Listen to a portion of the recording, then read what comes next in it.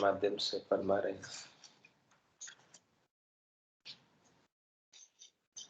जे सूता भी सो जागता, अरुमु कई वक्ता ज्ञान।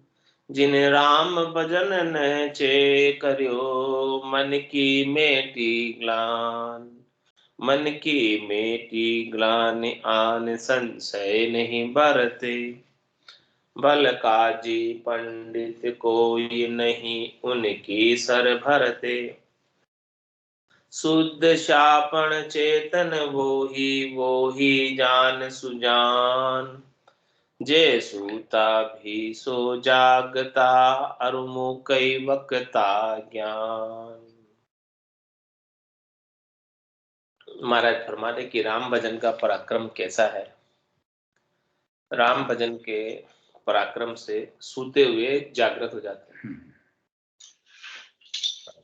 हाँ, चाहे भले वो सोते हुए हो, राम भजन से जग जाएंगे। माया मोह भरम की रजनी, सूता जीव अगाई। सदगुरु वाज करी कैसी, राम कहो मेरे भाई। जिसने राम जी के नाम का सुमरन कर लिया, वो सोए हुए से जाग गया। तो जे सूता भी सो जागता, अरुमु कई वक्ता ज्ञान। और जिसने राम भजन कर लिया, वो भले मूक हो, यानी कुछ बोलना नहीं जानता हो, वो भी वक्ता हो जाता है, ज्ञानी हो जाता है। राम भजन के पराक्रम से, नाम के पराक्रम से। जिसको कुछ बोलना नहीं आता था, वो भी वक्ता बन जाता। जिन राम भजन न चे करियो, मन की मेटी ग्लान। जिसने राम भजन का नैचा कर लिया, विश्वास कर लिया, दृढ़ता कर ली, प्रतीति कर लिया कि अब मुझे तो बस केवल राम भजन ही करना है और नहीं कर कुछ करना है, तो महाराज फरमा रहे हैं उसकी जो मन की ग्लानि है, मन का ताप है, मन के दुख है, वो सब मिट जाते हैं राम भजन के नैचा करने से, प्रतीति विश्वास करने से। मन की मेटी ग्लान आन संशय नहीं बरते। अब जब राम भजन पर विश्वास हो गया, रटता रटता भयो मिठास, हरस भयो आयो विश्वास। जिससे राम भजन पर विश्वास आ गया, नैचा हो गया, उसका अब आन के ऊपर कोई संशय नहीं था कि राम भजन जिसने कर लिया, उसकी आन से कोई सुख प्राप्ति की इच्छा मिट जाती, नहीं रह जाती कि अब उन्हें कोई सुख पहुंचाएगा, ऐसा कुछ भी नहीं रह जाता।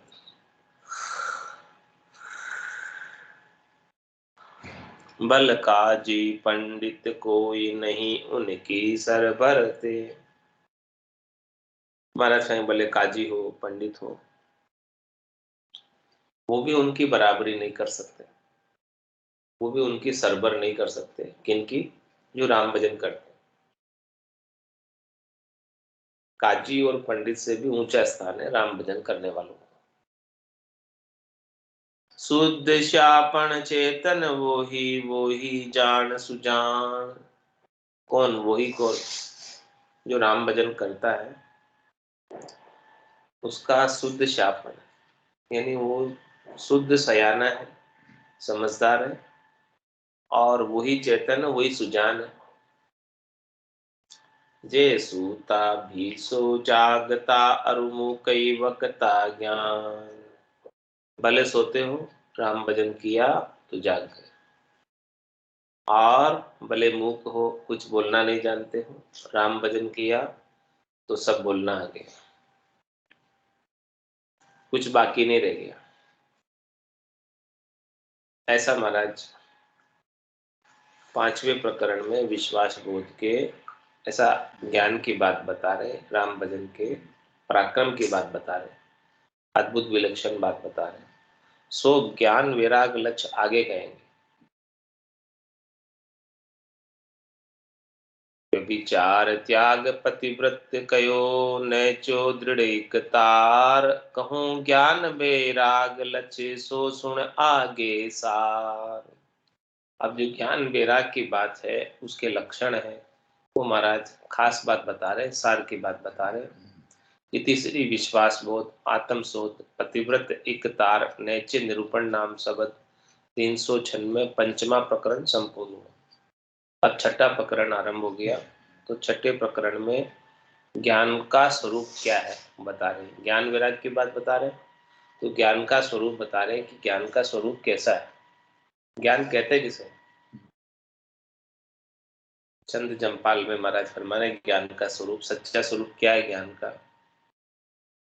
एक अद्वैत राम पद आपे सर्वगता सब माही, द्वितीया दंदन काया माया उपजन खपजन नाही, बंधन मोक्ष दोष दुख नाई, पाप पुण्य का थाटम, वर्णाश्रम न कुल की क्रिया, ना कोई रचिया घाटम, सात्विक राजस तामस नाही, नाही पांचों तत्तम, सूक्ष्म स्थूल नहीं तन कारण, ना कोई बादन मत्तम, ऊंचन नीचन भीचन कायर, सायर संग नहीं रंगा, वो निरसंधि निरंजन निर्मल ज्ञान स्वरूप अभंगा, कहन गहन मन वाणी पारम अंत करण अलाधा, छेदन भेदन खेदन खारम नहीं जिनु के बाधा, अगम अगोचर निगम बखाने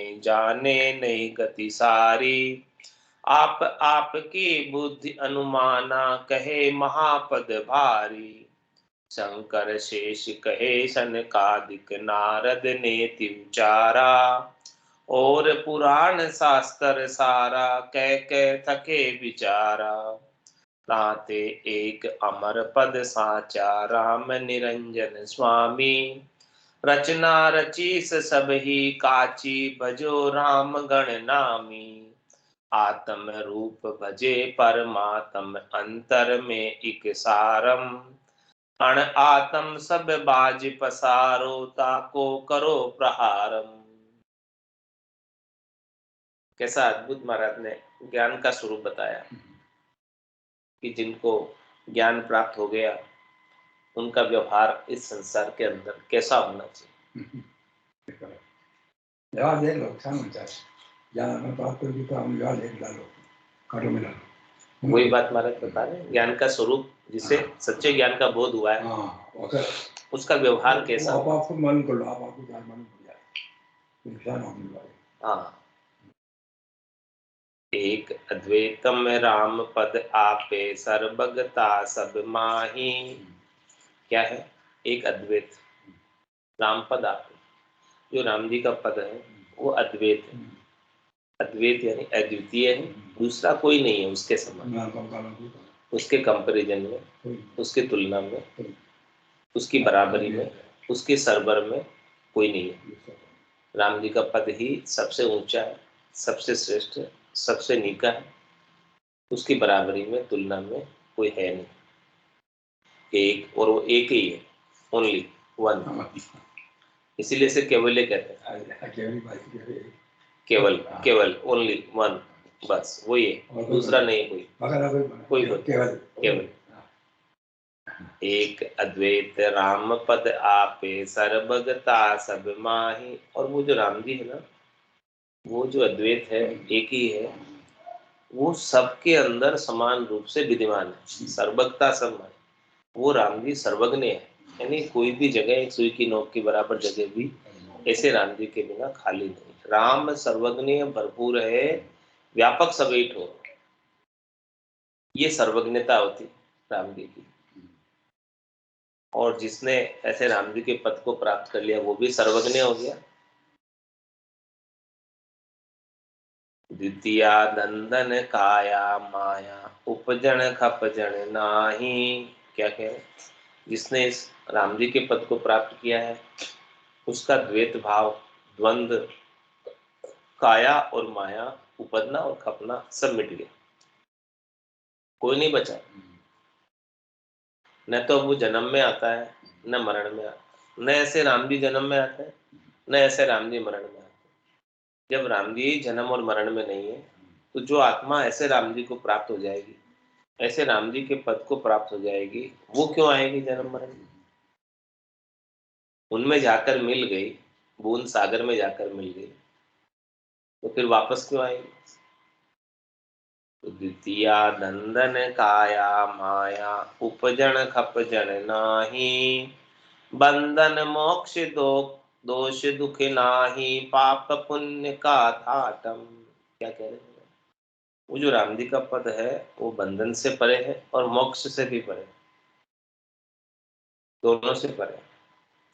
बंधन है तो मोक्ष चाहिए, लेकिन वो बंधन मोक्ष से दोनों से परे है। वहां पहुंचने के बाद न मोक्ष है न बंधन, दोनों ही नहीं है, न सुख है न दुख है। हाँ, दोनों भी नहीं है, मोक्ष से भी परे है। वहां पहुंचने के बाद मोक्ष भी नहीं चाहिए, मोक्ष की इच्छा भी वहां पहुंचने के बाद।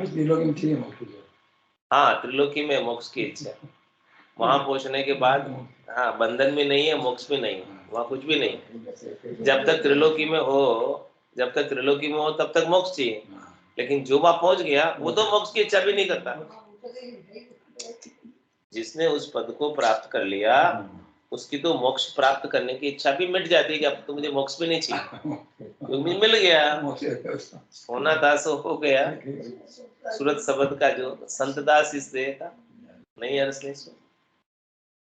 तो बंधन मोक्ष दोष दुख ना, और वहां कोई दोष भी नहीं, वहां कोई किसी के साथ द्वेष भी नहीं, किसी के साथ राग भी नहीं, कोई वहां दुख भी नहीं है, त्रास भी नहीं है। पाप पुण्य का थाटम, वहां पर न तो कोई पाप का कष्ट है और न पुण्य का थाट है, दोनों ही नहीं। पाप पुण्य के सुख दुख से परे है उद्देश्य। यहाँ पाप पुण्य का जो है दुख और थाट त्रिलोकी तक है। हाँ, पाप पुण्य का थाट, तो पुण्य का थाट है, पाप के दुख है, दुख पहले ही बता दिया। बंधन मोक्ष दोष दुख नाही, पाप पुण्य का ताटम। भाई पुण्य के साथ पाप भी तो बनते हैं और पाप के साथ पुण्य है, सब साथ में है। वहां कुछ भी नहीं है, दोनों भी नहीं है। और वहां क्या क्या नहीं है? वर्णाश्रम नहीं कुल की क्रिया, ना कोई रचिया गाटम। उस देश में, संतों के देश में, रामजनों के देश में न कोई वर्ण की व्यवस्था है, न कोई आश्रम की व्यवस्था है। यानी वहां पर ब्राह्मण क्षत्रिय वैश्य और शूद्र वो कोई व्यवस्था नहीं है। वहां जो पहुंच गए वो सब समान हो गए, किसी में कुछ भेद नहीं रह गया। ये वर्ण आश्रम की व्यवस्था त्रिलोकी के लिए, तीन लोकों में। वर्णाश्रम नहीं कुल की क्रिया, कुल की जितनी भी क्रिया है, कुल के अंदर माया और ब्रह्म कुल कहलाता है, इसके अंदर सुख प्राप्ति की जितनी भी क्रिया है वो सब त्रिलोकी में, वहां नहीं।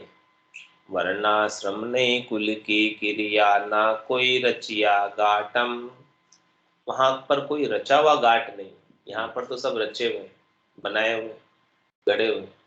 वो तो अनगढ़ देश है। अदर द्वीप वो जिग मिगे, जामे अमर एवास। वो द्वीप अदर है, गड़ा हुआ नहीं है, गड़ा हुआ नहीं है, बनाया हुआ नहीं। अदर द्वीप वो जिगमिगे, जामे अमर एवास। वो अमर एवास है वहां का। तो सात्विक राजस तामस नाही, नाही पांचों तत्वम। क्या कहने उस देश में, जिसको देश मिला है, वहां पर न तो सतोगुण है, यानी वहां पर न तो भगवान विष्णु है, न वहां पर राजस है यानी रजोगुण है, ब्रह्मा जी है, और नहीं वहां पर तामस है, शंकर भगवान, वो भी नहीं है। रज्व सत्व और तम तीनों गुणों से परे देश है, गुणातीत देश है। और नहीं पांचों तत्व, वहां पर पांच तत्वों से बनी हुई काया भी नहीं। ये पांच तत्वों से बनी हुई काया तो इस त्रिलोकी में है। वहां पर तो शुद्ध चेतन आत्मा है जो परमात्मा का अंश है, ईश्वर अंश जीव अविनाशी, चेतन अमल सहज सुख राशि। तो सात्विक राजस तामस नाही, नाही पांचू तत्वम, सूक्ष्म स्थूल नहीं तन कारण, ना कोई बाधन मतम। क्या कह रहे महाराज? न तो वहां पर कोई छोटा है, न वहां कोई मोटा है, न वहां कोई सूक्ष्म है, न वहां कोई स्थूल है, और नहीं तन कारण, ना कोई बाधन मतलब। वहां पर न सूक्ष्म शरीर है, न स्थूल शरीर है, न किसी के तन का वहां कोई कारण है कि ये स्त्री का तन है कि पुरुष का तन है। कोई भेद है नहीं, वहां तन है ही नहीं, और ना कोई बाधन मतलब। वहां पर कोई वाद विवाद भी नहीं है, और वहां पर कोई मत मतांतर पंथ संप्रदाय कुछ भी नहीं। उस देश में पहुंचने के बाद ये सब चीजों से ऊपर उठ जाता है। ये सब चीजें कोई नहीं रह जाती वहां पे, नहीं है मतलब वो सब यही होती है। यानी जीते जी अनुभव में आएगी कि इन सब चीजों से ऊपर उठ गए कि नहीं उठे, जीते जी। ज्ञान का स्वरूप बता रहे हैं ना, जिसको ये ज्ञान प्राप्त हुआ है केवल्य का, उसकी ऐसी स्थिति यहाँ रहते रहते तो होगी। ऊंचन नीचम बीचन कायर, सायर संग नहीं रंगा। क्या कह रहे हैं?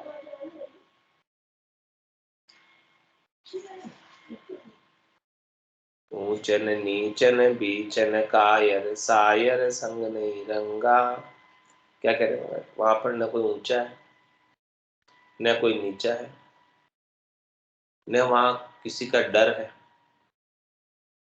और न वहां पर कायरपना है, और सायर संग नहीं रंगा।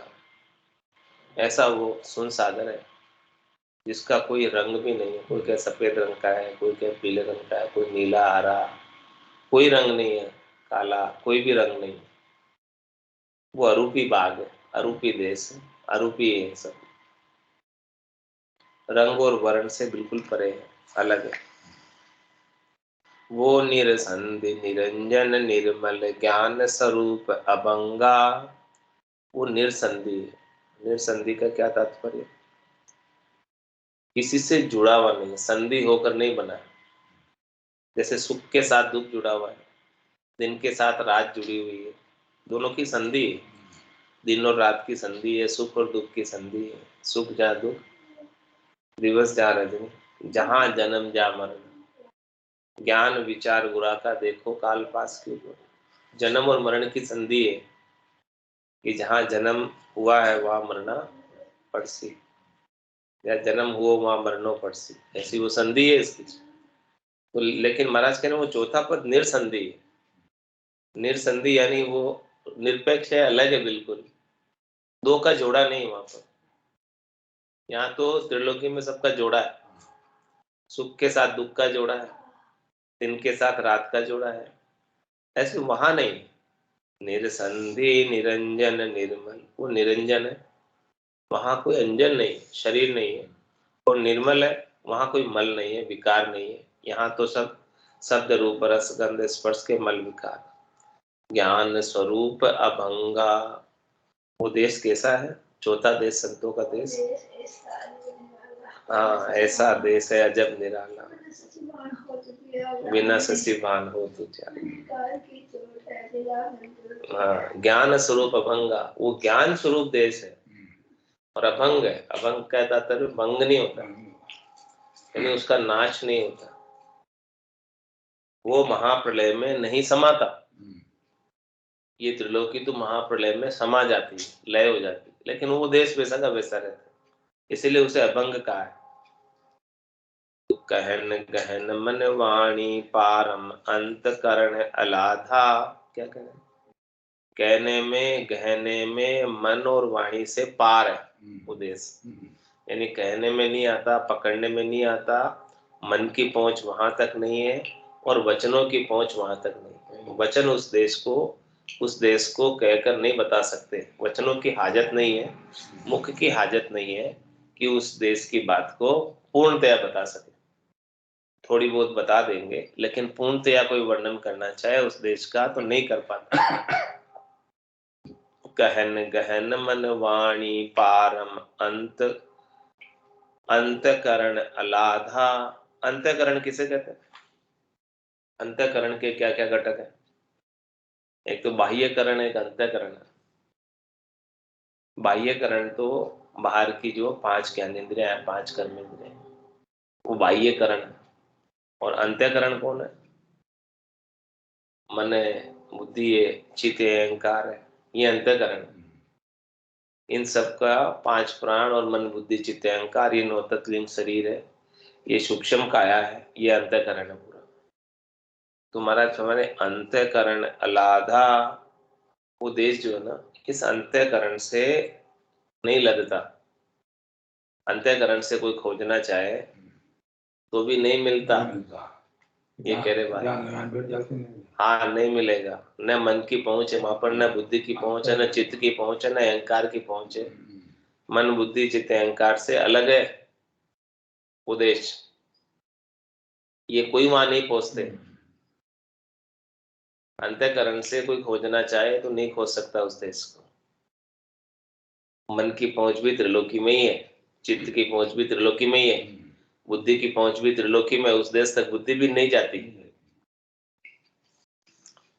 छेदन भेदन खेदन खारम नहीं जिनु के बाधा। कैसा उद्देश्य, कैसा उसका स्वरूप है, कैसे उसको प्राप्त करने वाले जन है। छेदन भेदन खेदन खारम, वहां पर न कोई उसको, वहां कोई न कोई छेद है, छिद्र है, यानी वहां कोई कमी नहीं है। न वहां कोई भेद है, भेद का तात्पर्य कि ये ऊंचा है ये नीचा है, वहां भेद बुद्धि नहीं है, ये अलग है वो अलग है, ऐसी बुद्धि नहीं है वहां पर, ऐसी नहीं हुई। छेदन भेदन खेदन खारम, वहां किसी को किसी प्रकार का कोई खेद ही नहीं है, किसी को किसी प्रकार का कोई दुख नहीं, और वहां खारम भी नहीं। खारम का क्या तात्पर्य? कि कोई किसी के ऊपर खार नहीं खाता, यानी क्रोध नहीं करता। यहाँ तो सब त्रिलोकी में खार खाते हैं, क्रोध करते हैं एक दूसरे के ऊपर, तो वहां कोई खार नहीं खाता। ईर्ष्या नहीं जिन्हों के बाधा, और महाराज उनके कोई बाधा भी नहीं है, यानी उनके कोई नियम भी नहीं है उस देश में, ये ऐसा ही करना पड़ेगा, ऐसी कोई व्यवस्था नहीं। बाधा का मतलब लिमिट, व्यवस्था, वहां कोई, वो अनंत है, अपार है वो देश, रोक नहीं है कुछ भी, किसी भी प्रकार की कोई रोक नहीं है। अगम अगोचर निगम बखाने जाने नहीं गति जा सारी। और देखो उस देश को अगम अगोचर निगम बखाने, निगम किसको कहते हैं? वेदों को। तो निगम भी वेद भी उस देश को अगम अगोचर बताते हैं। अगम यानी जिसकी गम नहीं हो, अगोचर यानी जो चरम चक्षुओं से दृष्टि गोचर नहीं हो, जो दिखाई नहीं देता हो। अगम अगोचर निगम बखाने, उस देश को निगम वेदों ने अगम अगोचर कहा है। जाने नहीं गति सारी, उस देश की गति, उस देश का आनंद नहीं जानते। वेद पुराण शास्त्र भी उस देश के आनंद को नहीं जानते। तो फिर आपकी बुद्धि अनुमाना कहे महापद भारी, क्या कहते हैं? चौथा देश संतों का देश अपनी अपनी बुद्धि के अनुसार कहते हैं कि वो तो महाभारी पद है। भाई जिसमें जितनी बुद्धि है, जिसमें जितनी समझ है, जिसमें जितना ज्ञान है, उसके अनुसार उस पद की महिमा की उन्होंने। जिसके अंदर बुद्धि ज्यादा है तो महिमा ज्यादा की, कम है तो कम की। लेकिन वो महिमा कम करो चाहे ज्यादा करो, उसकी सारी महिमा तो कहने में नहीं आती। उसकी जितनी भी महिमा करो उतनी कम है। उस देश की जितनी भी महिमा करो वो सब कम है, क्योंकि वो पूरी महिमा तो करने में नहीं आती उस देश की। तो सबने कैसे गाया उसको, उस पद को? आपकी बुद्धि अनुमाना कहे महापद भारी, वो महापद बड़ा भारी है, लेकिन अपनी अपनी बुद्धि के अनुसार सबने उसकी महिमा की है, वर्णन किया है। जिसको जितना बोध हुआ है उस पद का, उतना ही उन्होंने बताया।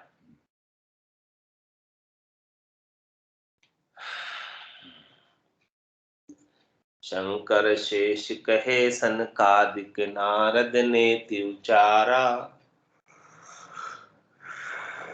उस पद को, उस पद का महिमा का, उस पद के गुणों का, उस पद का आनंद का उच्चारण करते करते सब थक गए। थकने का क्या तात्पर्य? सबकी बात बता रहे हैं। किस किस की? शंकर शेष कहे सनकादिक नारद ने उचारा। भगवान शंकर भी उस पद को ध्या रहे, शेष जी महाराज भी उस पद को ध्या रहे, सनकादिक ऋषि भी उस पद को ध्या रहे, नारद जी भी उस पद को ध्या रहे। उन सब ने उस पद की महिमा की है, लेकिन क्या कहा? नेति उच्चारण। नेति का क्या तात्पर्य? हाँ, नेति मतलब नहीं थी, नहीं थी। नेति मतलब नहीं थी। अभी इसका अंत नहीं हुआ, इति नहीं है। अब जितना कहा है और बाकी है आगे कहना, जितना भी कहा है उसके आगे और कहना बाकी, इसलिए न इति। अभी इति नहीं हुई कहने में, और कभी उसकी इति होती ही नहीं है। इतना भारी पद हो कि उसको बखान करते करते थक जाओ तो भी उसका कोई पूर्णतया बखान कर नहीं पाते। न इति, नेति, सबने नेति उच्चारा है, यानी उसकी महिमा का इति नहीं होता, अंत नहीं होता। और पुराण शास्त्र सारा कह के थके विचारा। क्या कह रहे हैं? और जितने भी पुराण है, शास्त्र है, उस पद का विचार बताते बताते थक गए। पूरा विचार नहीं बता पाए, पूर्णतया उस पद को नहीं कह पाए कि पूर्णतया वो पद पूरा कैसा है।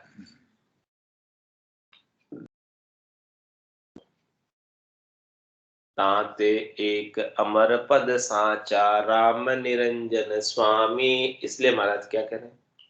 वो अमर पद है, वो सच्चा है। और उस अमर पद के स्वामी कौन है? निरंजन राम जी, निराकार राम जी, अजोनी राम जी, अजन्मे राम जी उस पद के स्वामी है, उस पद के मालिक है। और उस पद के अलावा रचना रचीस सब ही काची भजो राम गण नामी। क्या कह रहे हैं? जितनी भी रचना रची भी उस चौथे पद के अलावा, संतों के देश के अलावा, रामजनों के देश के अलावा, वो सब रचना कच्ची है। तीन लोक लग माया काची, और सकत लग भाई, और सकत लग भाई। तीन लोक लग माया काची और सकत लग भाई। जहां तक ज्ञान दिखे सब काचा, मति मानो जग माई। क्या कहते हैं? रचना रचीस सब ही काची बजो राम गण नाम। इसलिए क्या करना? राम जी का भजन करो। सही भी है। हाँ वो राम जी गणनामी है, उनके बहुत नाम है। हाँ, लेकिन वो राम जी का जो नाम है वो विशेष है, बाकी भगवान के तो अनंत ही नाम है। इसलिए आप तो राम जी को भजो, जिससे आपका काम हो जाए। बाकी तो जो उनकी रचना रची हुई है वो सब काची है। तीन लोक लग माया काची और सकत लग भाई। जहां लग ज्ञान तिके सब काचा मति मानो जग माई। वहां तक के पहुंचने के जितने भी ज्ञान है वो सब कच्चे हैं, तो उनको मत मानो। किसको माने? रचना रचीस सब ही काची भजो राम गण नामी। राम जी का नाम का सुमरण करो, भजन करो। राम जी के नाम में सारे नाम आ गए, गणे नाम आ गए। राम जी का नाम ले लिया तो अब कोई नाम लेना बाकी नहीं रह गया। आत्म रूप भजे परमात्म अंतर में एक सारम। क्या कह रहे हैं? आत्म रूप भजे परमात्मा, ऐसे परमात्मा को सब आत्माओं के भीतर दर्शन करो। चाहे वो कैसी भी आत्मा हो, कोई भी आत्मा हो, प्राणी मात्र हो, चाहे आप किसी भी देवता को पुकार रहे भज रहे हैं, उसके अंदर परमात्म दृष्टि रहो। किसे भी आप पुकार रहे हैं, सबके अंदर उन्हीं परमात्मा के नूर को निरखो, देखो, क्योंकि सब शक्ति तो उन्हीं से प्राप्त कर रहे हैं। हाँ, सबके अंदर चेतनता उन्हीं राम जी की है, उन्हीं परमात्मा की है। तो आपकी दृष्टि उन राम जी पर होनी चाहिए, उनके शरीर पर नहीं। आत्म रूप भजे परमात्म अंतर में एक सारम। भीतर के अंदर, बाहर से तो शरीर सबका अलग अलग, लेकिन भीतर के अंदर जो आत्मा है वो परमात्मा का अंश है, और भीतर में एक सार है सबकी।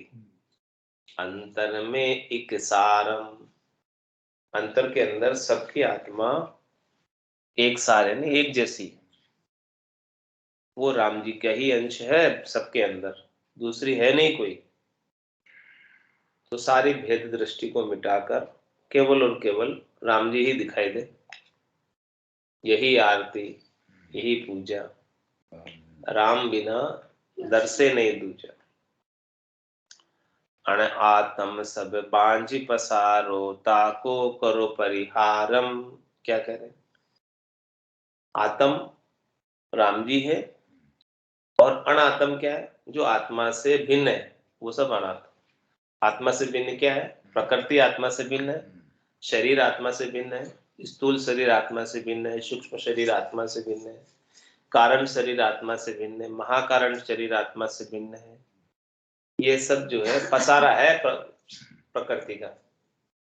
अण आत्म सब बांझ पसारो, ताको करो परिहारम। जितने भी अनात्म है वो सब प्रकृति का पसारा है, प्रवृत्ति पसारा है। ये सब पसारा काचा है, तो इस काचे पसारे का परिहार करो। ताको करो परिहारम, यानी परिहार यानी उसका छोड़ दो। और पकड़ो किसको? आत्मा को पकड़ो जो परमात्मा का अंश है। दर्शन किसके करो? परमात्मा के दर्शन करो सब में, क्योंकि उन परमात्मा के बिना तो एक सुई की नोक के बराबर जगह भी खाली नहीं है।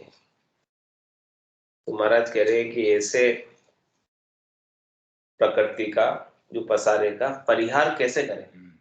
कह तो रहे परिहार करो, अब परिहार करे कैसे, इसका भी महाराज ने उत्तर दिया। हाँ, एक तो ये ज्ञान का स्वरूप बताया कि वो देश ज्ञान स्वरूप, चौथा देश संतों का देश, राम जनों का देश का स्वरूप कैसा है, और जिन्होंने उसको प्राप्त किया है उनका भी कैसा व्यवहार है, किस प्रकार से वो त्रिलोकी में रहते हैं।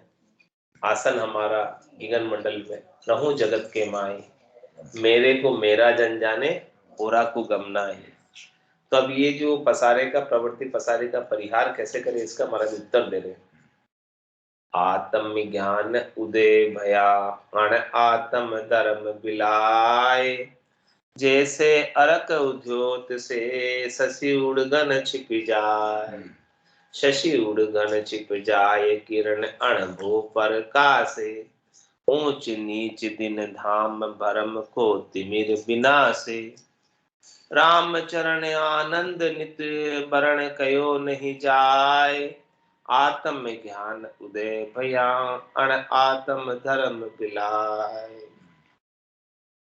क्या कह रहे हैं?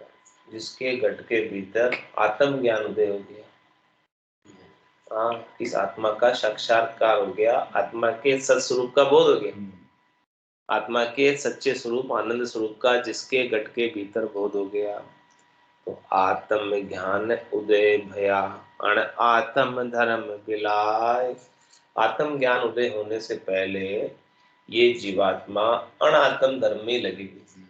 अनात्म धर्म यानी शरीर और शरीर से संबद्ध संसार के सुख प्राप्त करने की करनी और क्रिया, इन्हीं में लगी थी। ये सब अनात्म धर्म।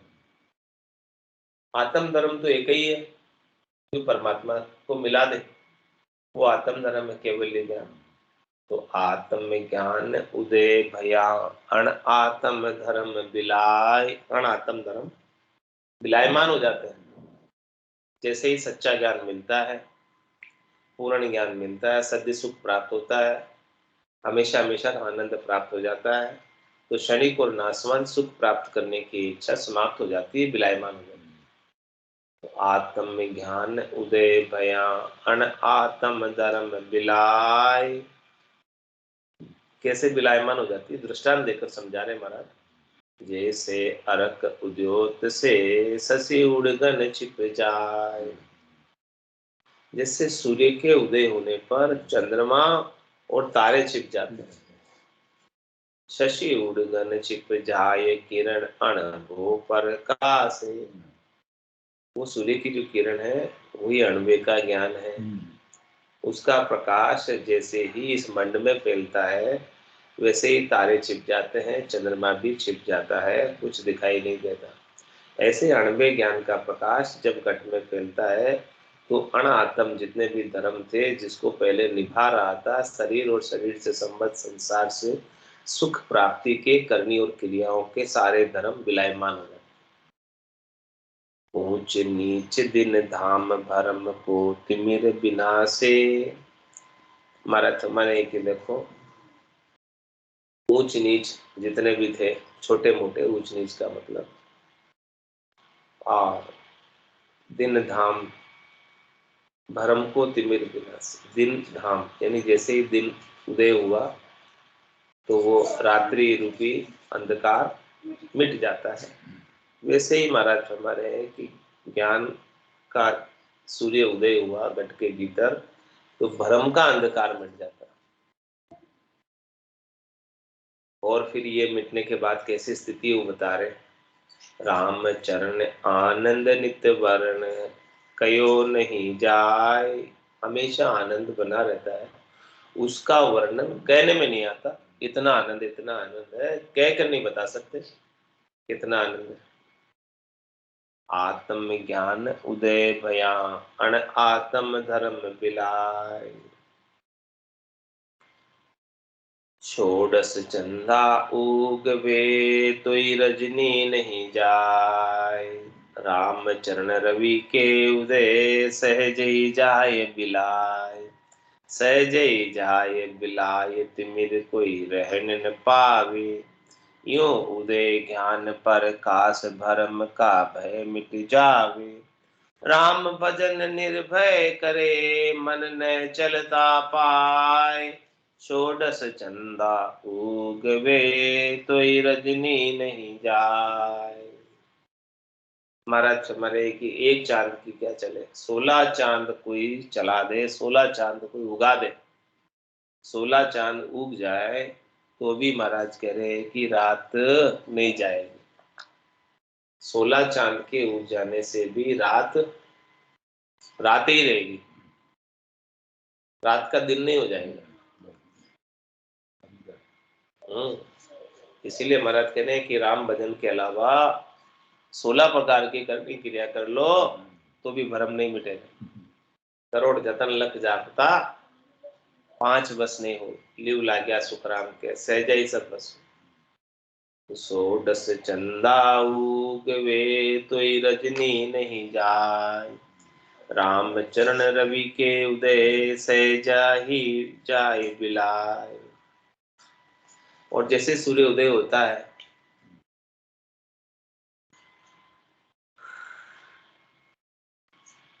तो रात स्वतः ही विलायमान हो जाती है, सहज सहज में विलायमान हो जाती है। सहज ही जाए बिलाय तिमिर कोई रहन न पावे, क्या कोई वहां पर अंधकार का थोड़ा सा भी कण रह जाता है क्या? सूर्य के उदय होने से कोई नहीं रह पाता, पूरा अंधकार चला जाता है, एक साथ एक ही साथ चला जाता सूर्य उदय होते ही। ऐसा नहीं कि पार्ट पार्ट में जाए, पूरा ही चला जाता, ऐसे पूरे भ्रम मिट जाते हैं। यूं उदय ज्ञान पर काश भरम का भय मिट जावे, ऐसा व्यवहार काल में अनुभव में आना चाहिए महाराज के। यदि आपके घट के भीतर राम जी के नाम के सुमरण का ज्ञान, अणबे के ज्ञान का प्रकाश हुआ है तो जितने भी शरीर और शरीर से संबद्ध संसार से सुख लेने की इच्छा के जितने भ्रम है वो सब मिट जाए। त्रिलोकी में फल प्राप्ति के भ्रम है वो सब मिट जाए। राम भजन निर्भय करे मन न चलता पाए। राम भजन निर्भय होकर करे, डरे नहीं किसी से कि वो मेरा ये बिगाड़ देगा, ये कर देगा, वो कर देगा, कोई कुछ नहीं करेगा। राम भजन निर्भय करे मन न चलता पाए। मन में स्थिरता रखकर, मन में चलायमानपना मिटाकर राम भजन निर्भयता से करे। और जो निर्भयता से राम भजन करेगा, सुरापे से राम भजन करेगा, उनका मन भी स्थिर हो जाएगा। षोडश चंदा उगवे तो रजनी नहीं जाए। आज की सत्संग चर्चा का समय पूर्ण होता है।